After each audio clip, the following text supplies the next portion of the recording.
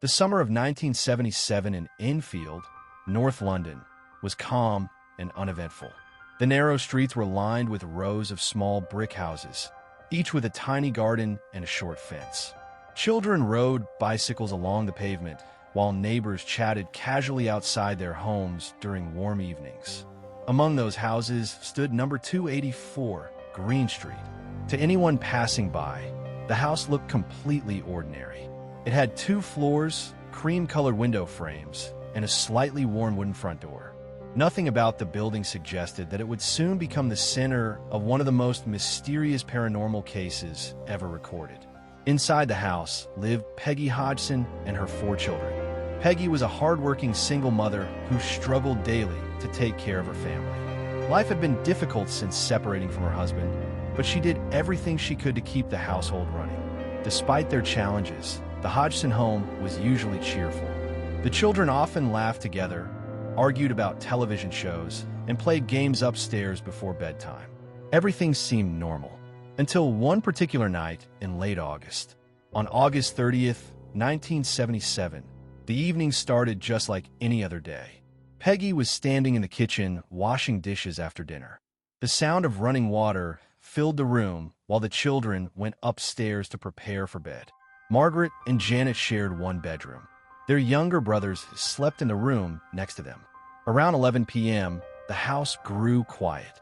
Peggy finished cleaning the kitchen and walked into the living room to relax for a few minutes. She turned on the television and sat on the couch. For a while, everything seemed peaceful. Then suddenly, a loud noise came from upstairs. It sounded like something heavy being dragged across the floor. Peggy immediately looked up toward the ceiling. "Girls, stop jumping on the bed," she shouted. For a moment, the noise stopped. Peggy assumed the children had been playing around. She turned her attention back to the television. But just seconds later, the sound returned. This time it was louder. It didn't sound like children playing. It sounded like a chair or table scraping across the wooden floor. A strange feeling crept over Peggy. She stood up slowly and walked toward the staircase. Each step creaked softly as she climbed. The upstairs hallway was dimly lit by a small lamp. Shadows stretched along the walls, making the hallway look longer than usual. Peggy walked toward the girls' bedroom. She pushed the door open. Inside, Janet and Margaret were sitting on their beds. They looked frightened.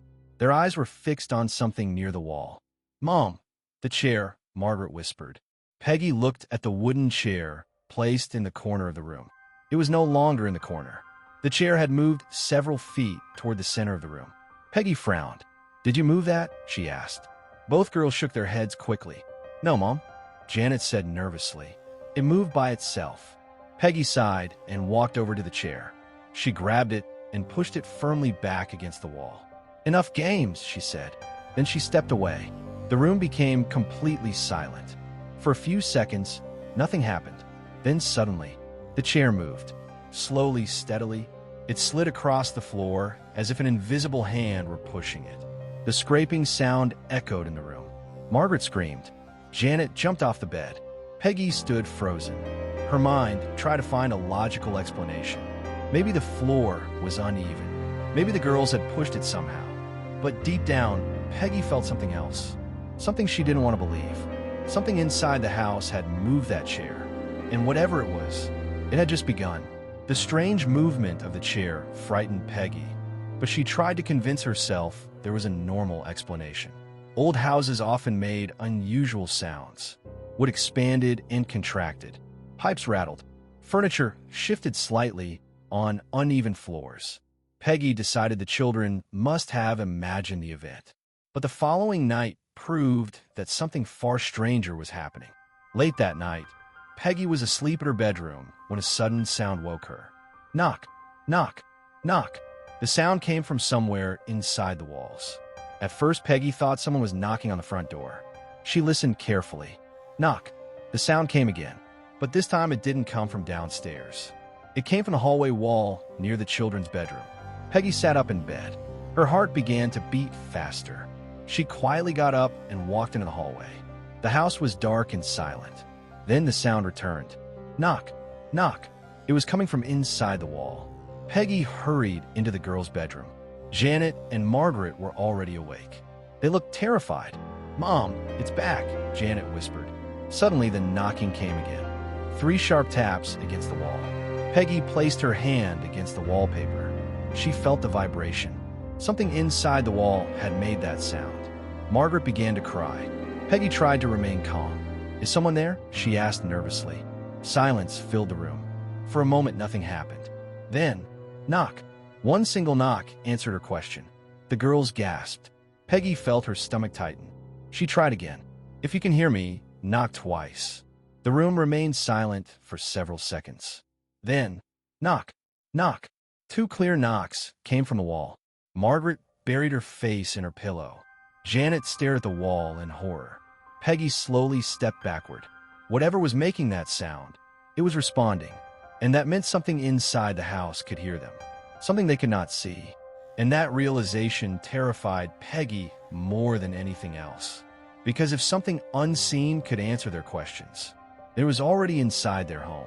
After the knocking sounds on the walls began responding to Peggy's questions, the atmosphere inside the Hodgson house changed completely. Sleep became difficult. Every night brought new noises. Scratching sounds inside the walls. Furniture shifting across the floor. And sometimes loud bangs that shook the entire house.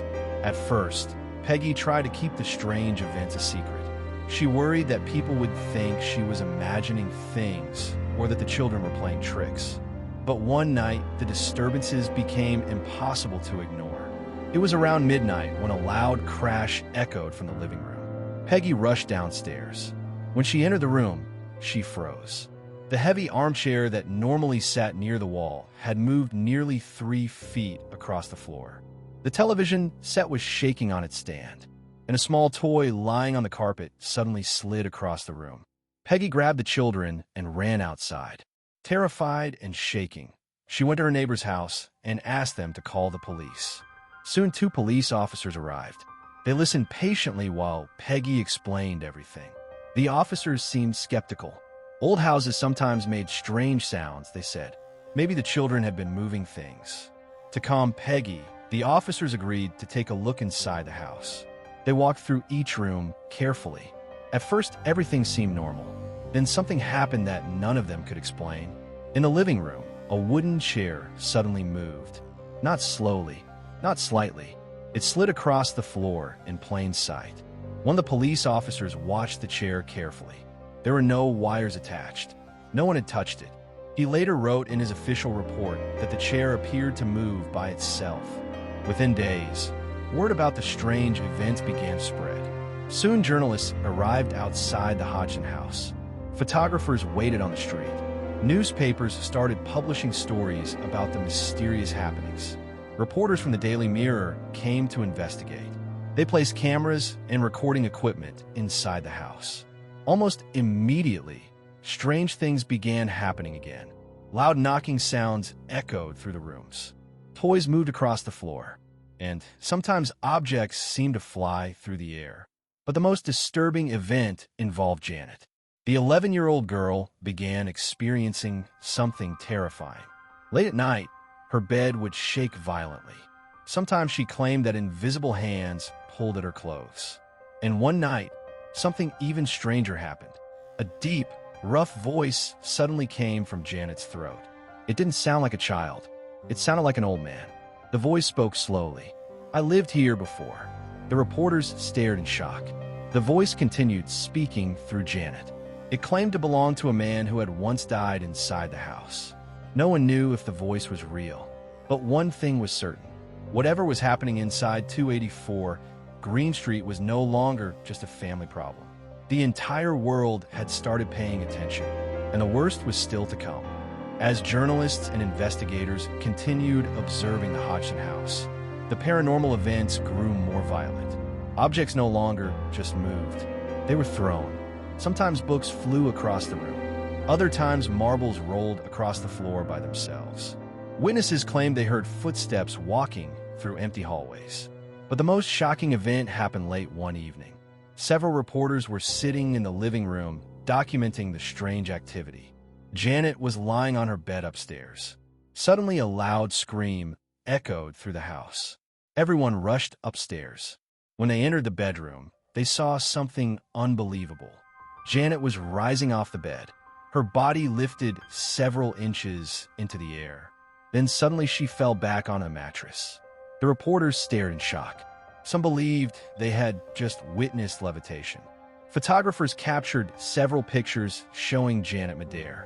Those photographs would later become some of the most famous images connected to the case. But the terrifying events didn't stop. The mysterious voice continued speaking through Janet. The voice claimed its name was Bill. It said it had died years ago inside the house.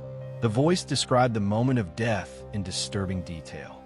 Some investigators believed Janet might somehow be producing the voice herself, but others argued that it sounded completely different from her normal voice. Over the next several months, paranormal researchers began visiting the house. One of them was Maurice Gross from the Society for Psychical Research. He spent many nights in the house documenting strange events. Gross recorded hundreds of hours of audio. In those recordings, mysterious knocks and voices could be heard. The events continued for more than a year. Sometimes the house would remain quiet for weeks. Then suddenly the disturbances would return. Doors slammed, furniture moved, and strange voices whispered in the darkness.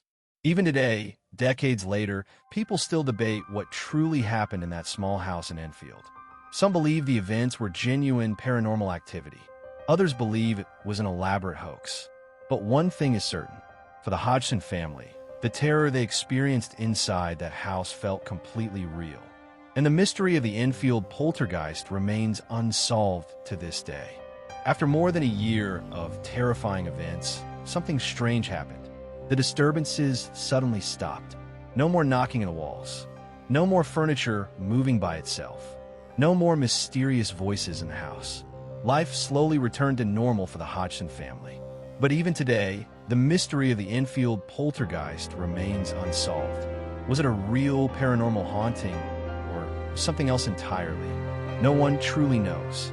If you enjoyed this story, don't forget to like the video, share it with your friends, and subscribe for more real mystery stories.